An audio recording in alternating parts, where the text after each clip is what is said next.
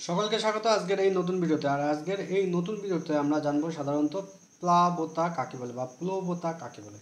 সাধারণত এই পয়লায় ব ত্যাগের তা এখানে পয়লায় আকার হয়ে যায়, ঠিক আছে। বেশ কিছু ক্ষেত্রে এটি ভুল হয়ে যায়, আমার চোখ অতটা একটু সেটিং হয় না, ক্যামেরা যেহেতু এক পাশে সেই কারণে। যাই হোক, প্লবতা হচ্ছে কোনো বস্তু বা আমরা যখন নৌকা বা যে কোনো জিনিস জলের মধ্যে ঢালতে যাই বা জলের মধ্যে রাখতে যাই তখন সেটি কিন্তু ডুবতে চায় না, কিছুটা জোর দিয়ে থাকে যে জলের উপরে যাতে সে ভাসতে পারে। এই যে যে বাধা দিচ্ছে জলটা, এটাকেই সাধারণত প্লাবতা বলা হয়ে থাকে। এবার গ্যাসের ক্ষেত্রে অর্থাৎ বাতাস বা বিভিন্ন গ্যাসের ক্ষেত্রে আমরা এই জিনিসটা টের পাই না, ঠিক আছে। কিন্তু যখন সংজ্ঞা লেখা হবে তখন তরল ও গ্যাস দুটোই লেখা থাকবে। এবার সংজ্ঞার দিকে আগে চলে যাই, তারপরে আবার একটু বুঝবো। এবার সংজ্ঞা হিসেবে বলা থাকবে যে কোনো বস্তুর তরলে বা গ্যাসে আংশিক বা সম্পূর্ণভাবে নিমজ্জিত করলে, নিমজ্জিত মানে সাধারণত ডোবালে, ঠিক আছে, সেই বস্তুটির বা ওই বস্তুটির তরলটি বা গ্যাসের উপর যে ঊর্ধ্বমুখী বা লম্বালম্বিভাবে একটা প্রেসার দেবে, সেই প্রেসারকে বা সেই বাধা প্রয়োগ করারকেই বলা হবে প্লবতা, ঠিক আছে। প্লবতা এক্ষেত্রে দেখো কয়েকটা মানে বুঝে নিই আগে। নিমজ্জিত, নিমজ্জিত মানে ডোবালে, একদম খাঁটি বাংলা ভাষায় ডুবালে বা চুবালে, ঠিক আছে। ঊর্ধ্বমুখী মানে খাড়াখাড়ি প্রেসার, ছবিতে দেখানো হবে একটু পরেই। তারপরে দেখো নিম্নমুখী অর্থাৎ নিচের দিকে। তুমি এক বালতি জল নাও, সেই এক বালতি জলের মধ্যে একটা বাটি, ঠিক আছে, একটা বাটি বা গ্লাস ডুবানোর চেষ্টা করো, ঠিক আছে। বাটিটি যাতে উপর দিকে থাকে সেই অবস্থায় ডুবানোর চেষ্টা করো, দেখবে ডুবতে যাবে না, ভেসে থাকবে।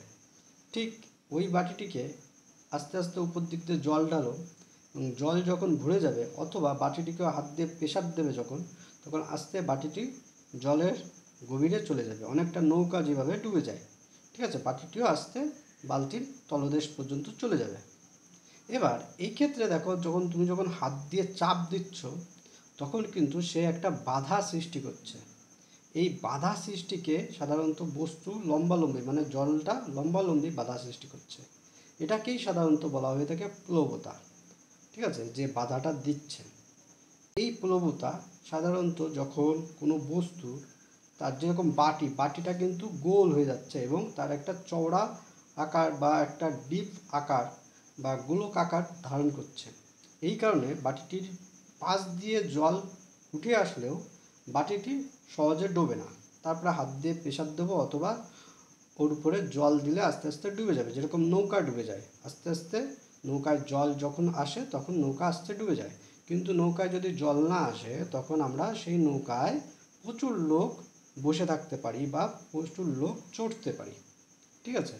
এই যে যে আকৃতিগতভাবে এটাকে ইউ আকৃতি বা নৌকার খোলের আকৃতি করা হলো, সেটাকেই সাধারণত আমাদের এখানে বুঝতে হয়। মানে নর্মাল যদি একটা লোহার দণ্ড সোজাসুজি হয় তাহলে সেটা ডুবে যাবে, কিন্তু সেই লোহার দণ্ডকেই যদি ইউ আকৃতি বা অর্ধবৃত্তাকার আকৃতি করে দিই আমরা, তখন সেটি আর ডুববে না, তার মধ্যে জল যতক্ষণ প্রবেশ না করবে বা তার একটা নির্দিষ্ট ভর পর্যন্ত ক্ষমতা থাকবে, সহ্য করার ক্ষমতা থাকবে। এই যে যে প্লাবতা, এর যদি আমরা এককে যাই, এর একক হলো নিউটন, ঠিক আছে। কারণ কোনো বস্তুর উপর যখনই প্রেসার প্রয়োগ করা হচ্ছে বা চাপ প্রয়োগ করা হয় তাকে অবশ্যই মধ্যাকর্ষণ বল বা প্রেসারের বলের উপর বা প্রেসারের সূত্রের উপরে চলে যায়। সেই কারণে বলের একটি সূত্র কাজ করে থাকে, তাই প্লাবতা একটি প্লাবতা একটি নিউটন সূত্র বা প্লাবতার একক হলো নিউটন। এবার দেখো, এই প্লাবতার বেশ কয়েকটি সূত্র আছে। সেই সূত্রগুলোর মধ্যে মানে বেশ কয়েকটি না, একটাই সূত্র আমরা জানবো, অত বেশি দরকার নেই। সাধারণত প্লাবতার একটা সূত্র আছে, সূত্রটা হচ্ছে প্লাবতা সমান সমান শূন্য স্থানে বস্তুর ওজন মাইনাস বা বিয়োগ তরলে নিমজ্জিত বা তরলে ডুবানোর পর বস্তুর যে ওজন সেটা বিয়োগ করলে সাধারণত প্লাবতার যে মান সেটি আমরা বা এককের যে মান সেটি আমরা জানতে পারবো বা সূত্র জানতে পারবো। ঠিক একই রকমভাবে প্লাবতার যদি কোনো বৈশিষ্ট্য বা আলাদা ধরন জানতে যাই বা বৈশিষ্ট্যগুলো জানতে যাই, তাহলে বলা যাবে যে প্লাবতার মান বস্তু দ্বারা অপসারিত তরলে অপসারিত ওজনের সমান হয়ে থাকে, ঠিক আছে। প্লাবতা বল সর্বদা ওজন বিপরীত দিক থেকে ক্রিয়া করে থাকে, অর্থাৎ ঊর্ধ্বমুখী অথবা নিম্নমুখী ক্রিয়া করতে পারে।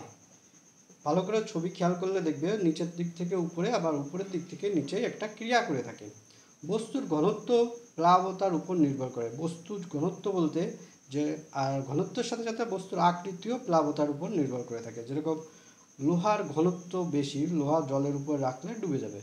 আবার সেই লোহাকে যখন আকার ভিন্ন করে দেবো তখন কিন্তু সেই লোহা আবার জলে ভাসবে নৌকা বা বড় বড় স্টিমার জাহাজ হয়ে। ঠিক আছে, অর্থাৎ ঘনত্ব বা আকৃতির উপরেও নির্ভর করে থাকে। তরলে নিমজ্জিত বস্তুর আয়তনের উপর প্লাবতার মান নির্ভর করে থাকে। বস্তুর আয়তন বেশি হলে বস্তুর দ্বারা অপসারিত প্রবাহী ওজন বেশি হয়ে থাকে। প্রবাহী মানে যে বাধাটা দিচ্ছে লম্বভাবে বা ঊর্ধ্বমুখী বা নিম্নমুখী যে বাধা দেয় সেটাকে বলা হয়ে থাকে। এর ফলে প্লাবতার মান বেড়ে যায়, অর্থাৎ বস্তুর আয়তন যতটা প্রসারিত হয়ে থাকে তার উপরেই প্লাবতার মান বাড়ে কমে।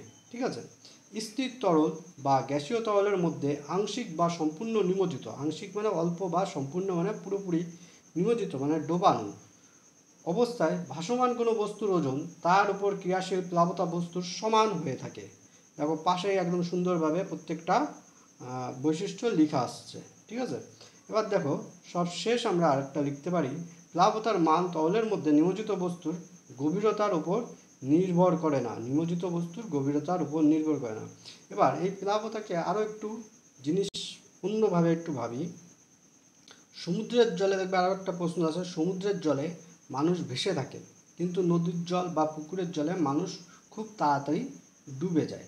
অর্থাৎ সমুদ্রের জলে সাঁতার কাটা সহজ এবং পুকুরের জলে বা নদীর জলে সাঁতার কাটা সহজ নয়। কারণ কি, সমুদ্রের জলে লবণ থাকে এবং সমুদ্রের জলে লবণ থাকার জন্য এর ঘনত্বও বেশি থাকে। ঠিক আছে, এই কারণে এটা ডোবে না। ঠিক একই রকমভাবে কিছু কিছু জায়গায় জাদু খেলা দেখানো হবে যে ডিম একটা জলের মধ্যে ছাড়ছে, সেই ডিমটা ডুবছে না। কারণ কি, সেই ডিমের মধ্যে লবণ দিয়ে জলটার ঘনত্ব, ডিমে না জলের মধ্যে লবণ দিয়ে জলটার ঘনত্ব বাড়িয়ে দেওয়া হচ্ছে। তাই ডিমটা যখন ওই জলে রাখা হচ্ছে বা জলে ছাড়া হচ্ছে তখন সেই ডিমটা ডুববে না, সেই ডিমটা কী হবে, ভাসবে। ঠিক আছে, প্রত্যেক জায়গায় বা অনেক জায়গায় হাট বাজারে এই জাদু খেলাটা দেখানো হয়ে থাকে। তা এই হলো প্লাবতা। প্লাবতার সাথে তুমি গ্যাসের একটা জিনিস মিশ্রণ বা গ্যাসের একটা জিনিস ভাবতে পারো, কারণ ভাবনা চিন্তা তোমার। ঠিক আছে, খোলা জায়গায় যে আমরা যে বাতাস আছে, বাতাসে যখন আপেল পড়েছিল নিউটন কিন্তু দেখেছিল যে আপেল পড়ছে মাধ্যাকর্ষণ টানের জন্য। ঠিক একই রকমভাবে ঠিক তুমি যদি পুকুর করে ফেলো, পুকুরটি জলশূন্য অবস্থায় থাকবে মানে জল নেই পুকুরে, সেই জায়গায় তুমি যদি আপেলটা ফেলাও পুকুরের তলদেশ অর্থাৎ মাটি যেখানে সেখানে স্পর্শ করবে। অর্থাৎ পুকুর সমান সমান বা মাটি সমান সমান অবস্থায় থাকছে না, সে কিন্তু তলদেশ, পুকুরের যে তলদেশ সেই অবস্থা পর্যন্ত চলে যাচ্ছে। ঠিক একই রকমভাবে তুমি যদি বাতাসের দিকে খেয়াল করো, বাতাসেরও একটু ঘনত্ব আছে, জলেরও যেরকম ঘনত্ব আছে বাতাসেরও একটু এক এক জায়গায় ঘনত্ব আছে কম বেশি। সে বাতাসও কিন্তু কোনো বস্তুকে যখন মধ্যাকর্ষণ বলের দ্বারা টানা হয় তখন কিন্তু সে বাধা সৃষ্টি করে থাকে। কিন্তু আমরা সেক্ষেত্রে সেই জিনিসটা অতটা গুরুত্ব দেই না, কারণ আমরা টের পাই না। এই কারণেই চাঁদে বা বিভিন্ন গ্রহেতে ঘনত্ব বেশি কমের জন্য মানুষ মানে ওজনের হেরফের হয়ে থাকে, মধ্যাকর্ষণ টানের বা মানুষ ভাসতে থাকে, এই সমস্ত কিছু হয়ে থাকে। এই জিনিসগুলো নিজেরা ভাবো যে কীভাবে কি হয়। ঠিক আছে, এইগুলো নিজেরা ভাবতে থাকো, নিজেরা চিন্তা করতে থাকো, কারণ চিন্তাই নতুন নতুন দিক নিয়ে আসে। ঠিক আছে, আজকের মতো এই পর্যন্ত, পরবর্তীতে আবার দেখা হবে। সঙ্গে থাকো, সাথে থাকো।